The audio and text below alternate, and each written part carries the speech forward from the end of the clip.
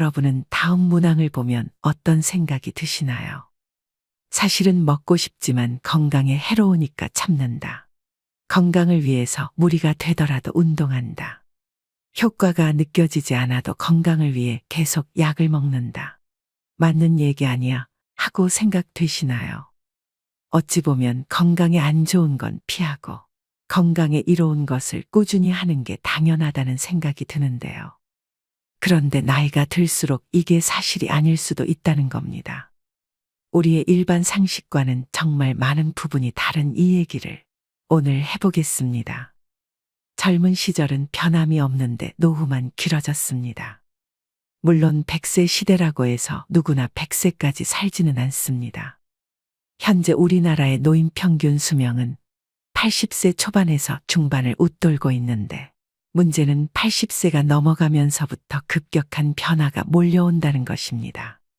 80세부터는 잦은 컨디션 난조에 팔에 힘이 빠져 물건조차 들지 못하며 심지어 리모컨조차 어디에 두었는지 기억나지 않습니다. 그리고 배우자나 가까운 사람의 죽음으로 하루아침에 고독과 절망에 사로잡히는 등 순식간에 생로병사의 거대한 벽이 거친 파도처럼 덮쳐올 것입니다. 그래서 뒤늦게 후회를 해보지만 80세부터의 우리 몸은 관리를 해도 좀처럼 회복이 되지 않습니다. 그래서 60대, 늦어도 70대부터 관리를 못하면 노년의 생활은 말 그대로 지옥이 될 수도 있습니다. 그렇다면 우리는 다가오는 60세 이후의 삶을 위해 무엇을 해야 할까요? 오늘은 적당히 잊어버려도 좋은 나이입니다라는 책을 바탕으로 노년의 질을 결정짓는 핵심 요인들을 알려드리려고 합니다. 노년의 질을 결정짓는 핵심적인 요인 첫 번째. 다른 사람과의 비교는 불행으로 가는 고속도로다. 퇴직이 얼마 남지 않은 50대에 남과 비교하는 것은 전혀 도움이 안 된다. 동창생 누구는 어디에 20억짜리 집이 있는데 난 뭐하고 살았나. 죽을 때까지 넉넉한 연금이 나오는 공무원을 했어야 하는데 쥐꼬리만한 연금으로 난 어떻게 사나. 이런 식의 후회를 하다 보면 자신이 무능하게 느껴지고 사회 시스템이 불만스럽게 여겨진다. 더 나쁜 것은 이제라도 만회해보겠다며 무리하게 투자하거나 사업을 벌이는 것이다. 아무리 수명이 연장됐다 해도 50대는 인생이 꺾이는 나이다. 계절로 치면 씨 뿌리고 키우는 때가 아니라 거둬들이는 시기다. 물론 50대에도 새로운 일에 도전하고 모험도 할 수 있다. 하지만 실패할 경우 만회할 시간이 충분치 않을 수 있다는 점, 체력이 떨어지고 있다는 점을 감안해야 한다. 돈이든 체력이든 가정이든 지킬 수 있는 범위 내에서 도전과 모험의 범위를 국한시키는 것이 현명하고 남과 비교하지 않고 자신의 현재 모습에 감사하는 것이 지혜롭다. 노년의 질을 결정짓는 핵심적인 요인 두 번째. 빈털터리로 죽기로 결심한다. 퇴직을 하고 소득이 없어지면 자산이나 예금 잔고를 털어 생활비에 보태야 한다. 집을 맡기고 주택연금을 받았어야 할 수도 있다. 문제는 자산이 줄면 불안해지고 자식에게 집이라도 남겨야지 하는 미련 때문에 주택연금에 가입하기도 꺼려진다는 점이다. 재산을 모두 써버리고 빈털터리로 죽기로 마음먹는다면 우리는 살아있는 내내 적절한 부를 누릴 수 있다. 또 곶감은 빼먹는 것이라며 재산을 남길 생각하지 말고 다 써버릴 생각을 해야 한다. 몇 살까지 살지 모르는데 죽기 전에 재산을 다 써버리면 어떻게 하느냐고 반문할 수도 있다. 하지만 재산을 탕진하라는 것이 아니다. 돈을 남길 욕심을 거두고 검소하게 생활한다면 대부분의 경우 죽을 때까지 먹고 살 수는 있다는 얘기다. 노년의 질을 결정짓는 핵심적인 요인 세 번째. 친구는 없어도 괜찮다. 어떤 사람은 혼자 있는 시간을 견디지 못하고 늘 다른 사람과 연결되어 있기를 원합니다. 하지만 허울뿐인 관계의 마음은 여전히 공허하고 집단 안에 있을수록 오히려 고독을 느끼죠. 그리고 그 고독을 메우기 위해 타인을 더욱 더 갈망하게 됩니다. 하지만 한번 혼자여도 괜찮다고 각오를 다지고 나면 이런 악순환의 고리를 끊을 수 있습니다. 홀로 있는 시간 동안 자기 자신을 찬찬히 되돌아보면 가치관 또한 또렷해집니다. 지금 이대로도 충분하다는 만족감이 생기고 자존감도 높아지죠. 나아가 다른 사람에게 물들지 않는 자신만의 사고 방식이 생기고 남과 다른 특별한 삶이 열리기도 합니다. 남편을 먼저 떠나보내고 혼자 남은 스카코 씨는 고립되어 있지 않았습니다. 단골 레스토랑의 셰프, 헬스클럽의 트레이너, 일을 함께하는 동료 등 다양한 사람과 관계를 이어가고 있었습니다. 마음속을 속속들이 내보일 만큼 깊은 인간관계가 아니라 적당한 거리감을 유지하는 느슨한 관계. 그런 관계가 사람을 더욱 성숙하게 하고 노년의 삶을 살아가는 데 있어 중요한 안전망이 되어줍니다. 나이가 들수록 오늘 갈 곳과 오늘 할 일이 무엇보다 중요합니다. 반려견과 산책하며 학교 가는 아이들을 지켜보는 등 사회와의 접점을 놓지 않으면 그것으로 충분합니다. 노년의 질을 결정짓는 핵심적인 요인 네 번째. 살을 빼야 한다는 고정관념을 버린다. 60세는 건강한 몸을 만드는 여정의 중대한 관문입니다. 중년기에는 대사증후군을 예방하는 것이 건강관리의 중요 과제였죠.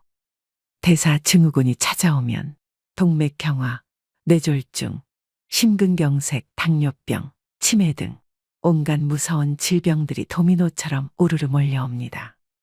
따라서 중년층은 대사증후군에 걸리지 않도록 몸에 지방이 너무 많이 쌓이지 않게 관리하는 것이 중요합니다. 그런데 60세가 넘어가면 노화로 근육량이 하루하루 줄어듭니다. 입이 짧아지는 경우도 있는데 그런 사람은 전체적으로 영양이 부족해지기도 하고 살이 빠져서 좋다고 태평하게 생각하다가는 70에서 80대의 근감소증에 걸리거나 전신의 기능이 저하되어 거동이 불편해지는 노쇠의 상태에 빠지기도 합니다. 이대로 가면 꼼짝없이 다른 사람의 돌봄이 필요한 상태로 이어지겠죠. 90대가 되어서도 직접 걸어서 가고 싶은 곳에 가고 맛있는 음식을 맛보려면 60세가 되었을 때 생각을 바꾸어야 합니다. 대사증후군에 대비해 살을 빼서 건강해져야겠다는 생각은 일단 잊어버리고 근육을 늘려 노쇠를 예방하겠다는 자세로 방향을 전환해야 하죠. 근육이 지나치게 감소한 상태인지 집에서 간단히 알아볼 수 있는 방법이 있습니다. 바로 핑거링 테스트입니다. 양손의 엄지손가락과 집게손가락으로 동그라미를 만들어서 종아리의 가장 두꺼운 부분을 감싸봅시다. 손가락이 닿지 않을 만큼 종아리가 굵으면 근육이 충분한 상태라고 짐작할 수 있습니다. 반대로 손가락이 서로 만나거나 겹쳐지면 근육이 부족할 가능성이 있으니 노쇠 상태가 되지 않도록 각별히 주의할 필요가 있습니다. 60세가 넘으면 근육이 탄탄한 다리가 무엇보다 중요합니다. 튼실한 무다리여도 좋습니다. 근육은 나이가 몇이든 누구나 마음만 먹으면 단련할 수 있습니다.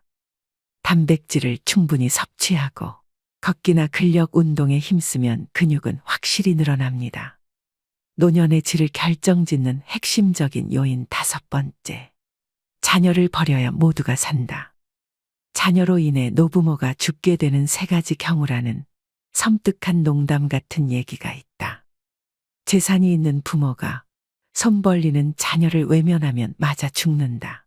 찔끔찔끔 주다가는 시달려 죽는다. 그렇다고 다 내어주다가는 굶어 죽는다. 이런 불상사를 피하려면 일찌감치 자녀에게 물려줄 돈이 없다고 선언하고 돈에 대한 기대를 버리게 해야 한다. 다 큰 자식을 결혼도 시켜주고 집도 마련해주고 결혼 후에도 물심양면으로 도와줄 것이 없을까 기웃거리는 것은 사랑이 아니라 자녀의 독립을 막는 독이다. 이렇게 자녀를 독립시키지 못하고 끼고 돌다 훗날 돈 떨어지고 건강 잃었을 때 자식이 부모를 부양하는 것을 부담스러워하면 배신감을 느낀다. 부모는 자녀가 사랑스러워 이것저것 다 해줬지만 결국 돈 잃어 건강 잃어 자식과 관계까지 나빠져 자식 일어가 된다. 이를 피하려면 자녀에게 대학 졸업할 때까지만 또는 결혼할 때까지만 부양해주겠다고 부양 시한을 정하라. 그리고 가능한 자산은 연금으로 바꾸는 것이 좋다. 달마다 생활에 필요한 돈이 나오면 마지막까지 버틸 수 있다. 자녀가 어렵더라도 큰 돈을 줘버리고 빈곤선에서 허덕이는 것보다 다달이 나오는 연금을 모아 생활비라도 보태주는 것이 더 낫다. 노년의 질을 결정짓는 핵심적인 요인 6번째. 운동보다 바른 자세가 먼저다.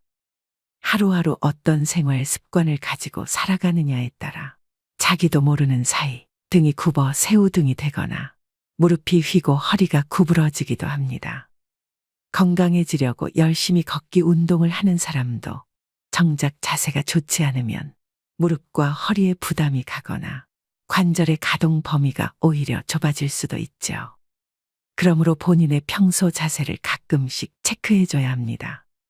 올바른 자세는 옆에서 보았을 때 허리뼈와 목뼈가 완만한 S자를 그립니다. 전신이 보이는 거울 앞에 서서 몸의 정면과 측면에서 본인의 자세를 가만히 살펴봅시다. 벽에 등을 대고 똑바로 서보는 것도 좋은 방법이고요. 벽에 발 뒤꿈치를 붙이고 섰을 때 등과 머리 뒷부분이 벽에 닿지 않는다면 자세가 앞으로 기울어졌다는 증거입니다. 자세가 비뚤어지는 원인 중 하나는 근력의 저하입니다. 늘 같은 쪽 어깨에 가방을 메거나 날마다 같은 방향으로 다리를 꼬고 앉는 등 어느 한쪽으로 치우친 습관 때문에 자세가 틀어지기도 하죠. 시간이 날 때마다 자신의 자세를 의식적으로 바로잡아서 잘못된 버릇을 말끔히 없애봅시다. 자세가 좋아지면 겉모습도 한결 젊고 생기 있어 보이기 때문입니다. 나이 들어서도 근사한 맵시를 유지하는 사람들의 공통점은 적당한 체중을 유지한 몸매와 꼿꼿한 자세입니다. 자세를 곧게 하면 마음가짐도 적극적이고 긍정적인 방향으로 바뀔 수 있습니다. 가슴을 당당하게 펴고 배에 힘을 주고 긴장감을 놓지 않으면 자신감과 의욕이 생깁니다. 잠깐 운동하고 하루 종일 구부정하게 지내기보다 매 순간 바른 자세를 유지하며 활기차게 보내기를 추천합니다. 노년의 질을 결정짓는 핵심적인 요인 7번째. 인생의 8할은 잊어버려도 상관없는 것들이다. 모든 성과의 80%는 일에 들인 시간의 20%에 의해 만들어진다. 이것은 이탈리아의 경제학자 빌프레도 파레토가 주장한 분포에 관한 통계적 법칙입니다. 파레토 법칙이나 20대 80 법칙이라고도 불리지요. 20%의 일개미가 전체 식량의 80%를 책임진다는 이야기도 같은 맥락입니다. 개미를 자세히 관찰해보면 모든 개미가 똑같이 일하지 않는다는 사실을 알 수 있습니다. 부지런히 일하는 개미가 20% 정도라면 일하지 않는 게으른 개미도 20%입니다. 부지런히 일하던 개미가 지쳐 쓰러지면 일하지 않던 개미가 팔을 걷어붙이니 결국 한 개미집에서 열심히 일하는 개미의 비율은 변하지 않습니다. 인생도 그렇습니다. 나라는 사람의 중심이자 나를 나답게 만드는 무언가, 밥도 잠도 있고 몰두할 수 있는 무언가는 20% 안에 있습니다. 이것만 꼭 붙잡으면 인생이 80%는 잊어버려도 상관없습니다. 우리 모두 이미 경험한 바 있지 않나요? 화려한 레스토랑에 가서 식사를 하거나 값비싼 차의 주인이 되는 것, 남부럽지 않는 집에서 사는 것 등은 그리 중요하지 않습니다. 이런 건 잊어버려도 좋은 80%이지요. 가족과 밥 한 끼 함께 할 수 있는 시간, 내 발로 걸어서 산책할 수 있는 체력, 내가 좋아하는 음악을 듣거나 책을 읽을 수 있는 공간이 있다면 나머지는 아무래도 좋습니다. 20대 80 법칙을 적용해보면 일도 인생도 크게 달라집니다. 60 이후, 이제는 정말 중요한 인생의 이할에 집중해보면 어떨까요? 오늘의 영상 어떠셨나요? 노년은 쇠퇴하는 시기라는 인식이 팽배하지만 사실 인생 후반은 자녀를 독립시키고 사회생활에서도 일선에서 물러나 홀가분해지는 시기입니다. 그동안 쌓아온 경험은 세상이 말하는 정답에 얽매이지 않고 나만의 해답을 찾을 수 있는 여유를 선사합니다. 비로소 온전히 자유로워질 수 있는 시간을 맞이하는 것입니다. 이 시간을 충만하게 누리는 비결은 스스로를 웃어넘기는 데 있습니다. 긴장을 내려놓고 작은 실수 정도는 웃어넘기는 용기가 필요합니다. 그런 나를 보며 다른 사람이 함께 웃을 수 있다면 더욱 좋습니다. 또한 타인도 용서하고 나 자신도 용서하는 아량이 필요합니다. 누군가로 인해 기분 상하는 일이 생기면 그 사람을 용서해주고 내가 잘못했을 때도 스스로 한 번 더 용서해주는 너그러움을 길러야 합니다. 한편 행복이 무엇인지, 어떻게 하면 행복해지는지 지나치게 고민하지 않는 것도 중요합니다. 어렵게 생각하면 일상 속의 작은 행복들을 놓치기 때문입니다. 몸을 움직이면 자연히 심장 박동수가 높아지고 체온이 올라가며 행복 호르몬이라 불리는 세로토닌과 도파민, 성장 호르몬이 분비됩니다. 인터벌 걷기, 근력 운동 등 간단한 운동으로 행복을 쌓아가야 합니다. 만족스러운 노년을 준비하는 방법은 이처럼 단순하고 쉽습니다. 여유로운 태도로 삶의 군사를 과감히 덜어내고 허벅지 근육과 있는 힘 기르기에 집중한다면 누구나 행복한 노년을 맞이할 수 있을 것입니다. 사회적 평가에서도 자유로워져야 합니다. 성적, 출신 대학, 회사, 연봉 등으로 평가받던 시기는 이미 지나갔습니다. 최선을 다해 살아왔다면 그것으로 충분합니다.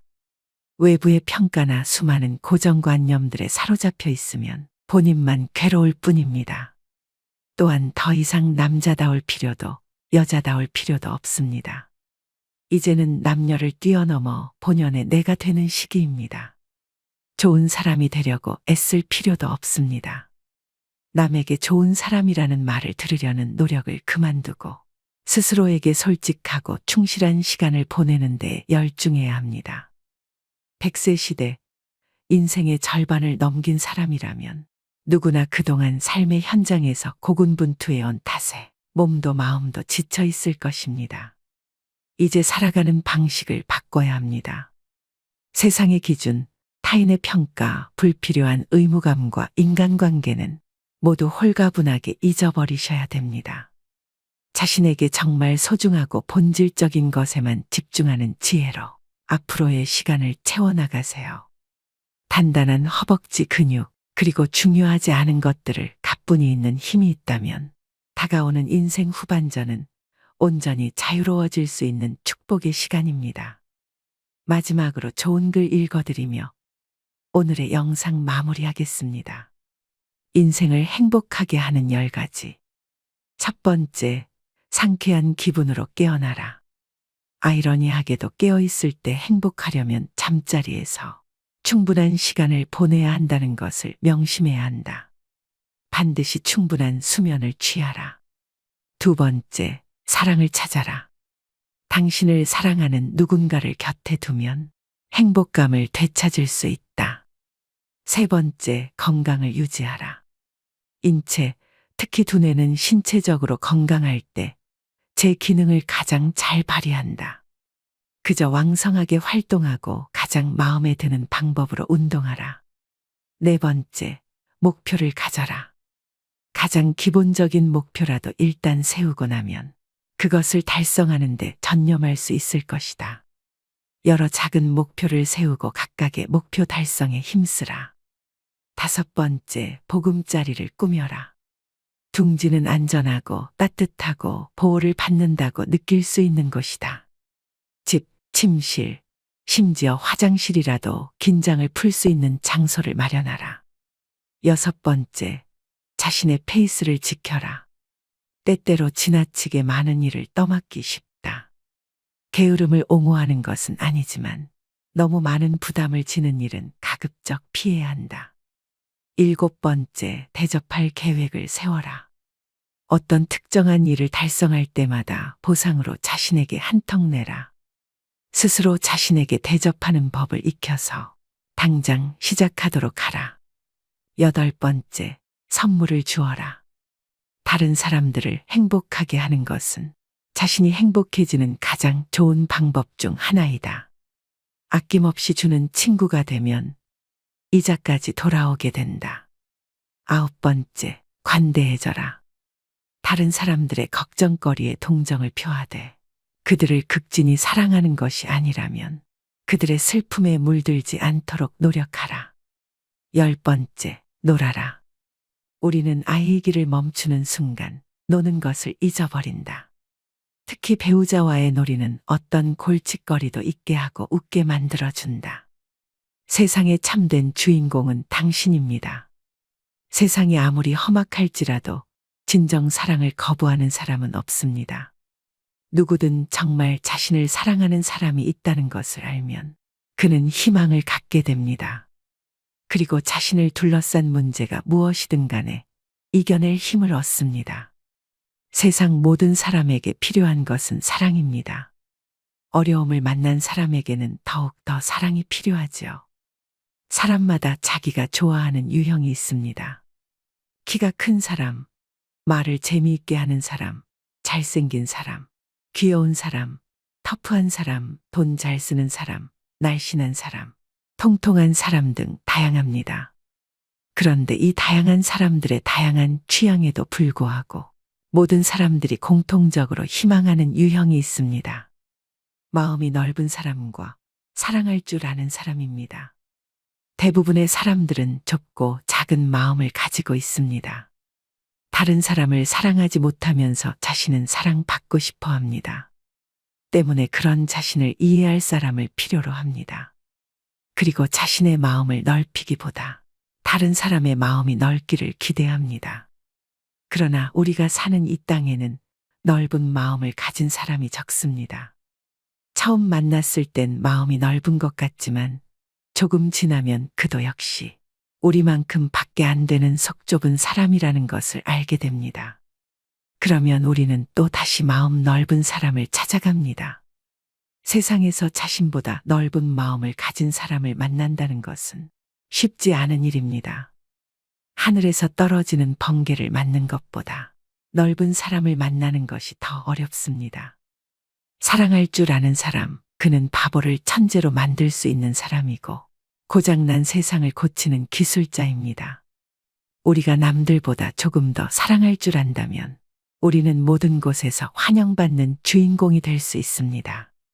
사랑받는 사람이 아니라 사랑을 주는 사람이 세상의 참된 주인공입니다. 오늘도 노후의 지혜와 함께 해주셔서 감사드립니다. 황금빛으로 무르익어가는 여러분의 지혜로운 인생을 언제나 응원합니다.